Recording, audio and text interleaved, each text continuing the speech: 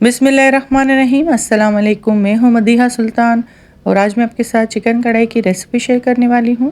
Restaurant style chicken कढ़ाई बनके तैयार होती है और इस रेसिपी को बहुत ही आसान है बनाना। चंद इंग्रेडिएंट्स से ही हम इस कढ़ाई को बना के तैयार करेंगे। आप भी इस रेसिपी को स्टेप बाय स्टेप फॉलो करके घर पे ये मज़ेदार सी ढाबा चिकन कढ़ाई बना के तैयार कर सकते हैं। तो चलिए आइए इस मज़ेदार सी रेसिपी को स्टार्ट करते हैं बनाना। यहाँ मैंने कढ़ाई ली है, उसमें मैं आधा कप ऑयल और घी को मिक्स करके मैं शामिल कर रही हूँ। आप चाहें तो ऑयल भी शामिल कर सकते हैं या फिर सिर्फ घी में भी इस रेसिपी को बना सकते हैं।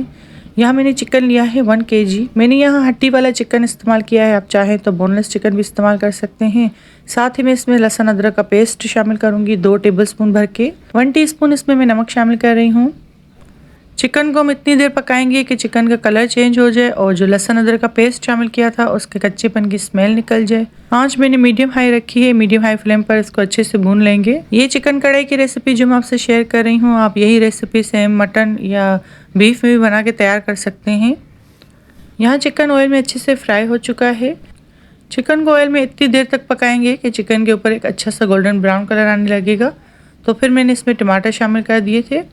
इस रेसिपी में मैंने 1 kg चिकन शामिल किया है, तो इसमें मैंने ½ kg टमाटर शामिल किए हैं। आधा किलो टमाटर है मेरे पास।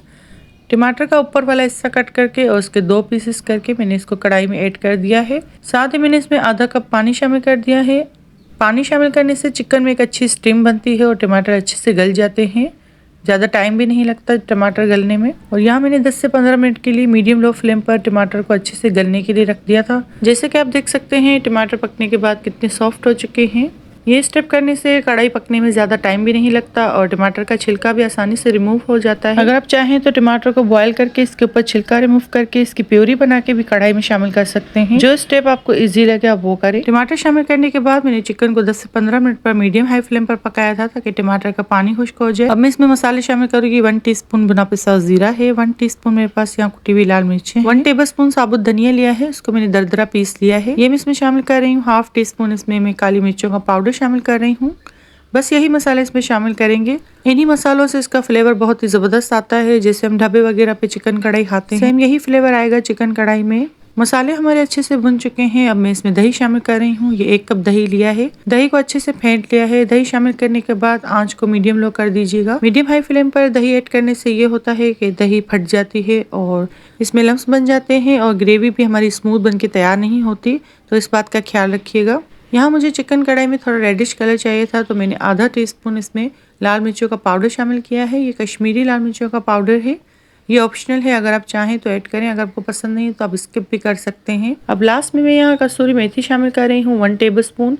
दरमियानी हरी मिर्चें ली हैं तकरीबन 3 से 4 अदद, इसको मैंने लंबाई में कट कर लिया है, ये मैं इसमें शामिल कर रही हूँ। कसूरी मेथी आप चिकन कढ़ाई में ज़रूर शामिल कीजिएगा, इससे चिकन कढ़ाई में खुशबू बहुत ही अच्छी आती है। और ये मज़ेदार सी चिकन कढ़ाई हमारी रेडी है। यहाँ अगर आप लेमन जूस ऐड करना चाहें तो 1 टेबलस्पून आप लेमन जूस भी ऐड कर सकते हैं। बहुत ही ज़बरदस्त परफेक्ट रेसिपी है। एक ही दफ़ा में आप इतनी परफेक्ट चिकन कढ़ाई घर पे बना के तैयार कर सकते हैं। आप चाहें तो इन चिकन कढ़ाई को चपाती के साथ सर्व कर सकते हैं, चाहें तो नान के साथ भी ले सकते हैं। बहुत ही मज़ेदार और बहुत ही डिलीशियस बन के तैयार होती है। ज़्यादा टाइम भी नहीं लगता और ना ही इस रेसिपी में आपको ज़्यादा स्टेप करने पड़ेंगे। आपके घर पे चिकन अवेलेबल हो, घर के मसालों से चिकन कढ़ाई मज़ेदार से बन के तैयार होती है। जब आप इस रेसिपी को ट्राई करेंगे तो इसी रेसिपी से चिकन कढ़ाई बनाना पसंद करेंगे। रेसिपी को ज़रूर ट्राई कीजिएगा और मुझे अपना फीडबैक दीजिएगा कि ये रेसिपी आपको कैसी लगी। उम्मीद करती हूँ ये रेसिपी भी आपको पसंद आई होगी।